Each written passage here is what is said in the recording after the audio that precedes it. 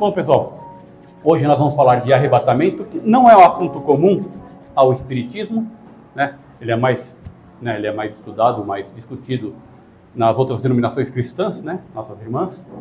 Mas ele, devido a esse momento de incertezas que nós passamos agora, né? Prenúncios de guerra, vamos falar de guerra, doenças, né? Pandemias, cataclismos, prenúncios de cataclismos, vulcões, terremotos, né? E então talvez nós vamos tentar abordar esse tema com uma visão espírita, e talvez um pouco além, né? Talvez uma abordagem mais especial, além de uma visão genérica espírita sobre esse tema. Primeira coisa, né? Arrebatamento, né? Ato de arrebatar. O que é arrebatar? Então, peguei isso no dicionário Priberana, pela internet, que é um dos que eu mais adoro de consultar. Arrebatar: tirar para si com violência, privar de ou roubar, levar à força e com violência, arrancar alguma coisa com violência. Induzir, levar, pode ser entusiasmar ou até extasiar. O arrebatamento do espírito, como um desdobramento súbito, uma projeção, né, do perispírito ou do corpo astral para um contato com a espiritualidade superior, né, anjos ou próprios Cristo, são comuns, aparecendo em várias passagens da Bíblia, além de experiências, né, que nós podemos ver com vários médiuns que divulgam essas experiências de arrebatamento. Vários padres falam, né, que estão orando, né, até o Padre Pio, quem conhece a história do Padre Pio, né, que ele está orando no altar e ele fala que foi arrebatado, né, ele teve uma desincorporação, né, teve uma viagem astral. E você pode ver alguns pastores, né, que no caso se denominam profetas, né, pastores com mediúnicos, e tudo é médium, né? Tanto pode ser o médium espírita, ou o padre que faz desdobramento, ou o pastor profeta, né, que faz a cura. São todos médiums, todos têm mediunidade, né? Nós já falamos sobre isso, né? Mediunidade é uma característica física e intrínseca ao próprio ser humano, né? Faz parte da constituição física do ser humano. Uns têm desenvolvida, outros têm menos desenvolvida, conforme sua fisiologia. Então, esse arrebatamento, né, ou seja, esse sentimento de que esse desdobramento súbito, né, que a pessoa está, de repente, como se o seu perispírito fosse tirado, né, fosse levado, né, e ele vai ter esse contato espiritual, do plano espiritual, né, com entidades. Geralmente, você faz lá o arrebatamento como se fosse com entidades, né, de luz, né, entidades superiores, e muitas vezes as pessoas confundem, né, um contato com espíritos mais elevados até como se fosse um contato com o próprio Cristo. E às vezes é uma entidade, né, dos ciclos espirituais superiores, né, algum delegado do próprio Cristo que seja. Porque porque daí é o contrário, né, quando você tem, às vezes quando você está desdobrado, né, você pode ter, mas aí é para pessoas que estão mais vinculadas ao vício, né, a energias negativas, mas você pode ter um sequestro espiritual, né. Você está desdobrado e entidades ligadas às energias mais negativas, elas podem sequestrar o teu perispírito. Mas isso é outro papo, isso é outra coisa, não é para agora, né? Então, e é o seguinte, agora, por que a gente vai falar de arrebatamento? Então, a doutrina, então nós temos arrebatamento, que é essa saída súbita, né, do perispírito, essa projeção súbita do perispírito, e nós temos a doutrina do arrebatamento no final dos tempos, né? Que ela aparece muito no cristianismo, a partir de um entendimento sobre uma citação de Paulo na primeira carta aos Tessalonicenses, né?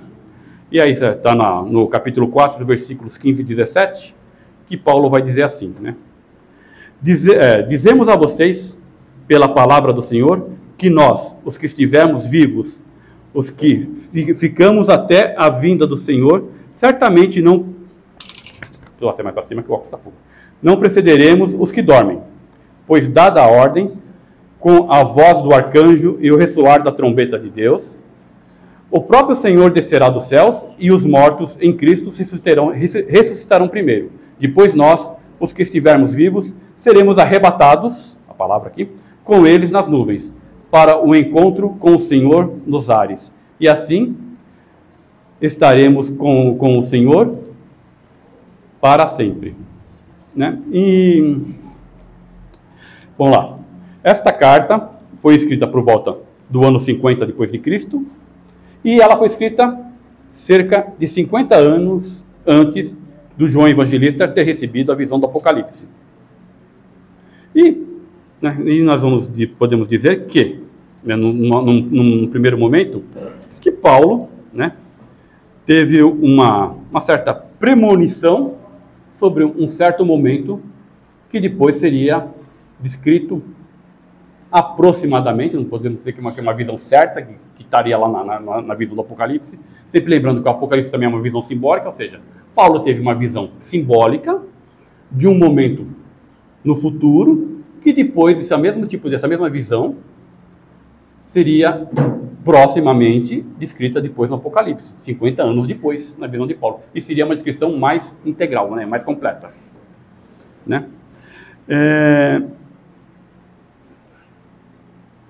Só que aí nós temos... Agora, qual que é o problema que nós temos ainda com Paulo? Né? Qual o problema que nós vamos ter com Paulo? Né? Que é o seguinte...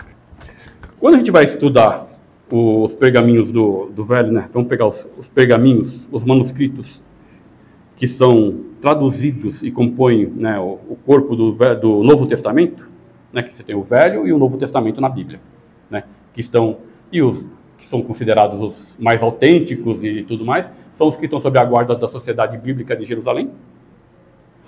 E você tem o Velho Testamento, que são escritos basicamente em hebraico e aramaico, que são os mesmos praticamente que compõem o corpo da Torá, adotada pelos judeus, que são praticamente do século IX depois de Cristo, basicamente os mesmos.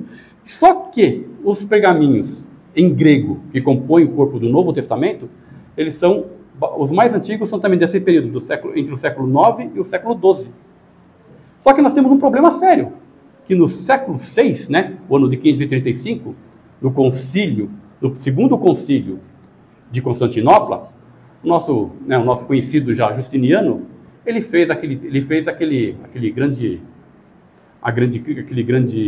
plano, né, fez aquele grande movimento de se banir o conceito da reencarnação do cristianismo. Ou seja, todos os escritos que nós temos posteriormente, principalmente as cartas de Paulo, né, e todos os documentos mais antigos que nós temos, que fazem hoje o Novo Testamento, são posteriores, né, à ação de Justiniano de banir a reencarnação do cristianismo. Então nós podemos ver que a pergunta é, as cartas de Paulo, nesse quesito, em falar da ressurreição dos mortos em carne, ela está correta? É isso mesmo que ele falou naquele momento? Ou isso foi reescrito? Reescrito, a visão dele. Né? Ou seja, toda essa visão dele do Apocalipse, falando da ressurreição dos mortos em carne, está correta, né? Mesmo? Ou isso foi mexido posterior a Justiniano para validar o seu banimento da ressurreição? Tá? Isso é só uma questão para nós avaliarmos, né? Fica no ar. Né? Mas isso não vai ver agora, porque nós sabemos que corpo físico não vai para o plano espiritual. Até o próprio Cristo, né, se a gente for pensar bem, quando ele ressuscita, quando o corpo físico desaparece, né, há de se entender que o Cristo é um espírito puro, um espírito que já tinha bilhões de anos de evolução, quando ele formou o planeta Terra. E a Terra tem 4 bilhões e meio de anos, né? Ou seja, os espíritos puros são espíritos que têm o conhecimento do universo, são espíritos que manipulam as partículas subatômicas, os átomos, nas partículas subatômicas. E os espíritos que trabalham com Cristo, que a gente chama de engenheiros siderais, que manipulam o DNA, que fizeram o DNA, que manipularam o DNA dos animais para fazer os animais e todos os seres que habitam o planeta Terra, eles manipulam o DNA, manipulam os átomos. Não mais isso eu entendo. Então são seres são seres que modelaram o universo. O mesmo tipo de espíritos que modelaram o universo, né? Que está lá no começo, nos 4 primeiros versículos da Bíblia. E no princípio fez Elohim, né, que está para pegar no hebraico, né? Bereshit bara Elohim. Elohim é deuses, né? Elohim no hebraico é plural. Ou seja, é Deus mais os espíritos puros que modelam o universo a partir do fluido cósmico. E eles modelam como? Então, esse modelo aqui, pega o fluido cósmico e faz os átomos, eles modelam os átomos. A partir dos átomos, eles modelam as moléculas, modelam nessas outras coisas todas. Então, cabível, né, que quando Cristo está lá enterrado, ele solta o seu perispírito, monta seu corpo glorioso, né, que é como se fosse uma materialização, né, aqueles efeitos de materialização, né, do perispírito, e o seu corpo físico é desintegrado. Para quem constrói, o Cristo que fez um olho e colocou no cego lá de Betesda, lá, né, daqui de Betesda, ele pegou, o cara não tinha as órbitas, ele pegou a Terra e montou um olho, fez um olho, não, ele tem o conhecimento, né, ele como um Cristo cósmico, né, ele fez o olho com todas as veias, com todos os músculos, com todas as... enfiou o olho no cego. Por que os seus anjos, os seus auxiliares que estão com ele lá, na tumba lá, pode desintegrar, né? Do jeito que ele fez o olho, desintegra o corpo, né? Mas é outro ponto para se pensar. Só coisas para se pensar, vamos devagar, né? Vamos lá. Vamos lá. Dentro das denominações co-irmãs, eu estou lendo, isso aqui eu escrevi à tarde, que eu não consegui decorar, então eu vou ler, tá? Dentro das denominações denominações das nossas co-irmãs, né, os protestantes são os que mais se apegam a esse conceito do arrebatamento no final dos tempos, né, como falou Paulo lá. E entre eles temos 2 correntes, né, entre os protestantes. Então, vocês vão ver, quando vocês ouvirem falar, para vocês terem um conhecimento, né? Vocês vão ver muito os protestantes falar, né, os evangélicos, né, e tudo mais, né? Você tem os pré-tribulacionistas e os pós-tribulacionistas, né? Ou seja, eles têm o entendimento como os Ou seja, eles têm o entendimento como os demais cristãos em geral, que os eventos do Apocalipse, né, ainda vão acontecer, né? Então eles acham que os eventos ainda vão acontecer, não aconteceu nada, né? E as aflições, né? As guerras, as pandemias, as fomes, perseguições, os cataclismas e a suposta vinda do anticristo, a vinda de um anticristo, né? São as tribulações, são chamadas de atribulações, né? E daí, né? Então eles acham, então, ou seja, uns acham então que quando começar então esse final dos tempos aí do Apocalipse, naquela visão do Cristo, o Cristo vem e vai fazer o arrebatamento dos cristãos aí da igreja, e outros acham não, que vai ter o atribulamento e quem sobrar, vem Cristo e leva, né? Uns então tem o pré, né? Ou seja, antes de começar o salseiro todo, vem Cristo e leva, e outros acham que depois que terminar o salseiro, vem Cristo e leva quem sobrou, né? E aí, entre esse povo todo, ainda tem uma outra subdivisão, né? Ainda tem aqueles que acreditam que vai levar em corpo físico, né? Que vai pegar o corpo físico e levar o corpo físico inteiro. E tem os outros que já são mais, aí, né, o julgamento, né? Que são um pouco mais, eu vou dizer assim, mais esclarecidos, porque daí, dentro da própria Bíblia, você vai falar que tem uma passagem que fala que no paraíso, no céu, todos serão como anjos, né? Então, então já tem sentido. Como vai levar para o céu, no céu todos são anjos, então vai levar o espírito, né? Então você vai ter que esse pessoal já está um pouco mais esclarecido, né? Já tem uma visão um pouco mais esclarecida. Então você tem 2 divisões, leva antes, leva depois do final dos tempos aí do Apocalipse, e levando antes ou levando depois, uns acham que vai levar o corpo físico, outros acham que vai levar, que fica o corpo físico, que seria o mais normal, né? E vai sair em espírito. Mas na verdade a gente não sabe, porque é só Deus que sabe o que ele vai fazer. Não, na verdade não, na verdade a gente sabe. A gente não sabe como vai acontecer, mas a gente sabe que... O procedimento em si? Não, o procedimento a gente sabe que se for, se for para subir para um plano espiritual superior, vai espírito. Vai perispírito até o primeiro, sim. Aí espírito forma humanoide, e dos planos espirituais mais evoluídos, para quem evoluir, aí você não precisa nem da forma humanoide, daí você vai com uma bola de luz. Então o perispírito é uma forma de uma bola de luz. Como como a visão que Moisés teve, a sarça que ardia e não queimava. Ele viu uma bola de luz em cima de uma sarça, que era um espírito de luz, de alta evolução espiritual. Teoricamente, que deu a própria aparição do Cristo para ele. Né? Vamos lá.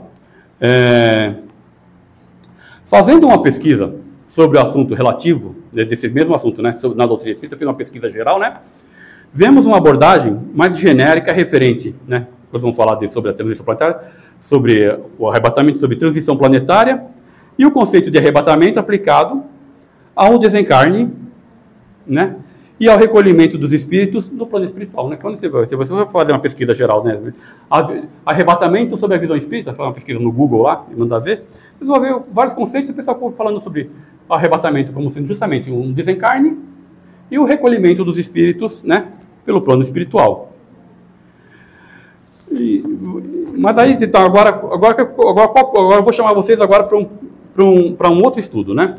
Vamos lá. O que acontece, né? Aí, no livro Caminho da Luz, né, o que acontece? Quando você vai ler o livro Caminho da Luz, se você ler ele numa tacada só, e você não estudou o Apocalipse antes, você não vai perceber nada. Se você vai depois, se você leu o Caminho da Luz, do Emmanuel, aí você estudou, você fez um estudo do Apocalipse, e depois você vai ler o Caminho da Luz, aí você começa a ver coisas espalhadas dentro do Caminho da Luz, que te dão um entendimento para você entender e compreender algumas coisas que estão dentro do livro do Apocalipse. Tá? E o que acontece? E segundo o entendimento que podemos ter pelas chaves de leitura do Apocalipse de João, entregues por Emmanuel no livro A Caminho da Luz, psicografado pelo Chico, o que acontece? Nessa visão do Emmanuel, ao invés dessa visão clássica, né, da maioria dos cristãos, que o Apocalipse vai acontecer ainda, e vai acontecer tudo de uma vez só, o Emmanuel vai nos falar que o Apocalipse está em execução desde que o João teve a visão. Do momento que o João teve a visão do Apocalipse, o Apocalipse já está sendo executado, já está acontecendo.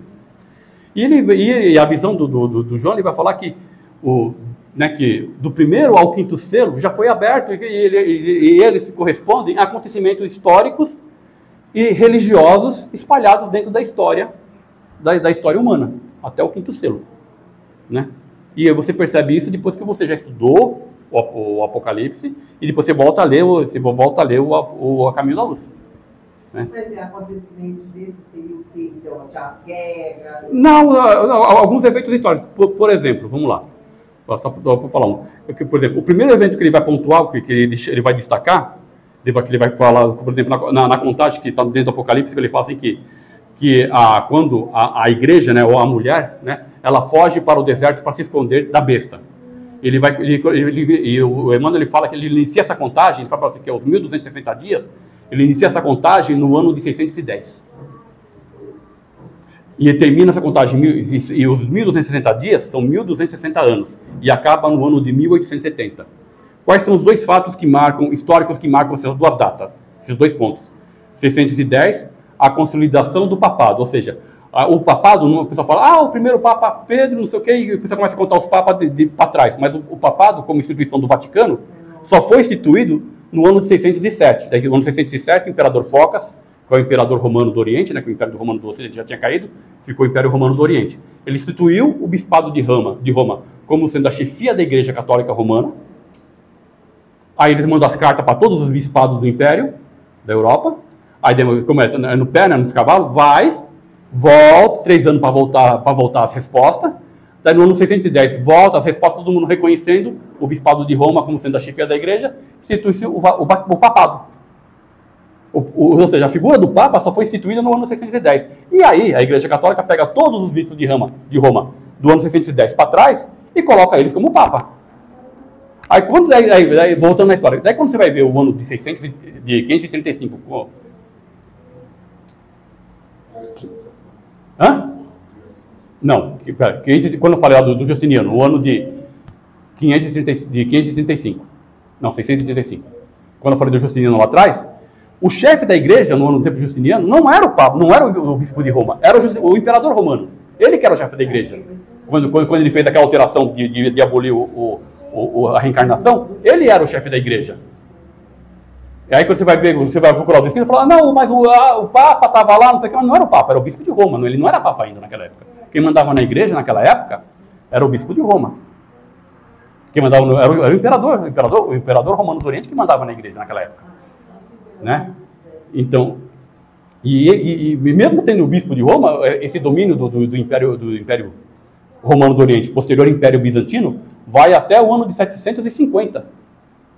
Quando então, aí você tem uma revolta interna dentro da Igreja Católica, um movimento dentro da Igreja Católica, e eles montam o patrimônio de São Pedro, ou seja, onde se tem o início do acúmulo dos bens da Igreja Católica. Eles começam a fazer o acúmulo para se autofinanciar.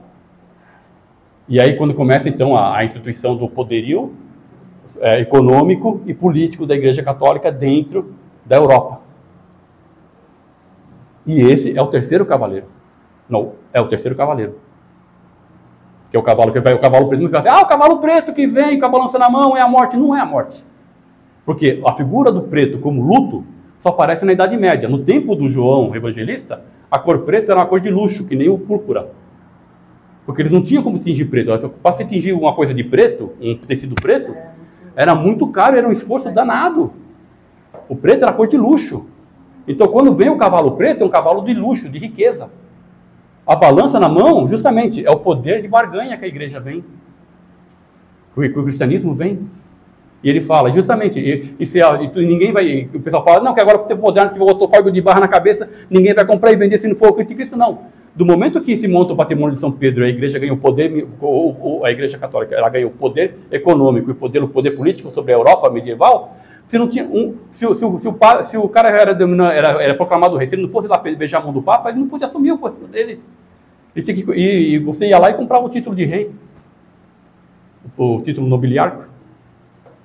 Esse é o terceiro cavalo. E justamente o terceiro cavaleiro é a formação do patrimônio de São Pedro, 752.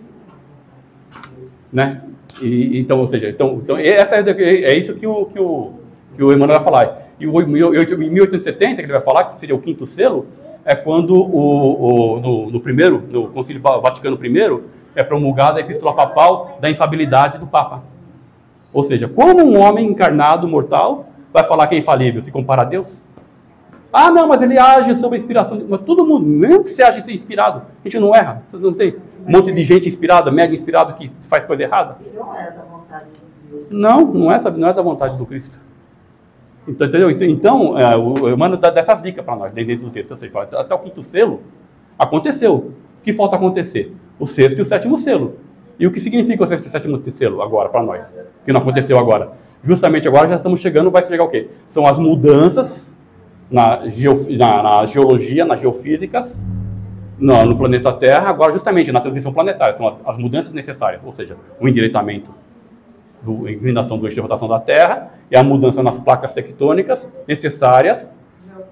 Não, ainda. Isso é decorrência, mas inicialmente você vai ver o sexto e o sétimo selo. O sexto selo basicamente é esse, é o início das mudanças geofísicas, das placas tectônicas e a mudança da inclinação do eixo da Terra. Por quê? Para que você faça uma nova confirmação, né, na estrutura geográfica da Terra para o mundo de regeneração.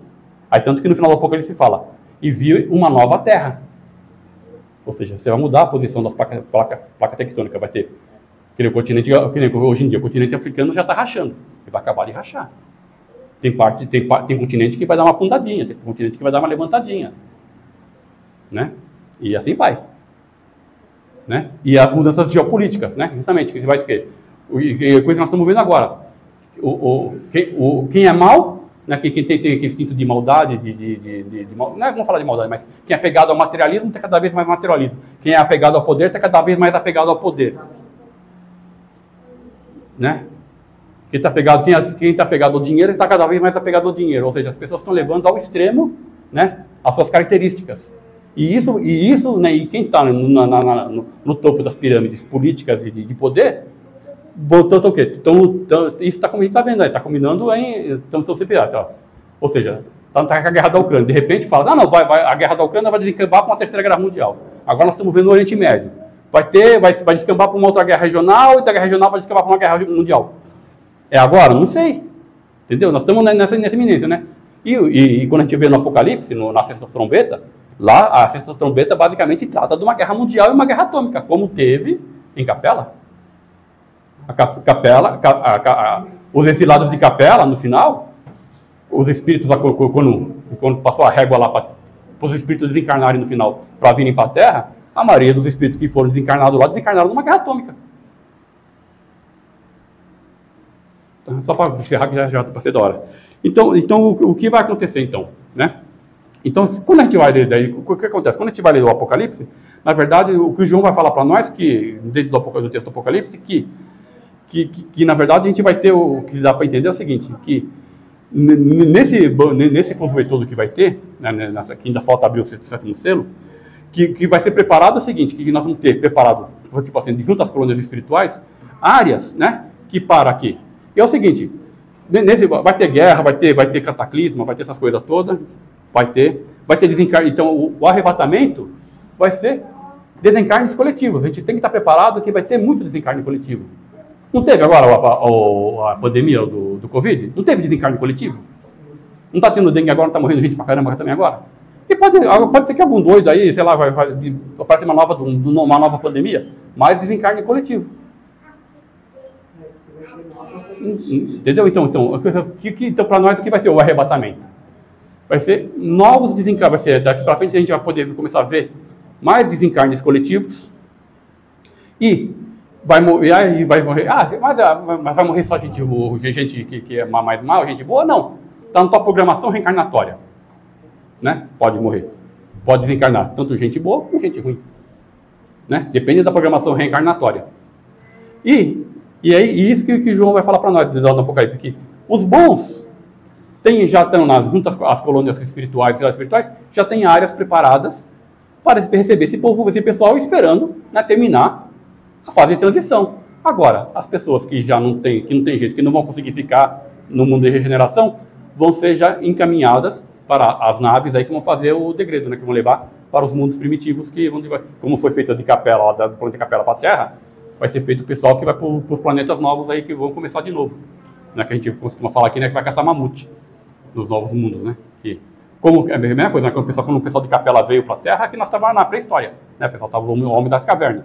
O pessoal veio de lá, estava andando de espaçonave, andando de avião, guerra atômica, veio aqui, usar arco com ponta de flecha e caçar mamute. Vai ser a mesma coisa, né? Que nós estamos com celular, andando de carro, avião, helicóptero, foguete, vai para outro planeta lá, caçar mamute. Fugir de tigre, né? Fugir de tigre a gente sabe. E caçar mamute, vai ser a mesma coisa. Então é isso, então o arrebatamento para nós vai ser isso daí. Tá? E qual é a mensagem para nós? Nós que já estamos um pouco mais conscientes, nós temos que estar preparados, sabendo que vai ter, tem que estar preparado para saber que vai ter desencarne coletivo, que pode ter pandemia, pode ter guerra, pode ter cataclisma. Nós temos que ter preparado, e é o seguinte, e nós temos que estar cientes que o pessoal que não vai ter preparado vai estar desesperado e alguém vai ter que segurar a ponta. Alguém vai ter que cuidar deles, do pessoal que está preparado. E vai caber a nós cuidar desse povo. E vai ser o teu filho, a tua nora, ou tua tia, teu sobrinho. Vai caber para nós segurar essa ponta. Tá? E é isso a mensagem.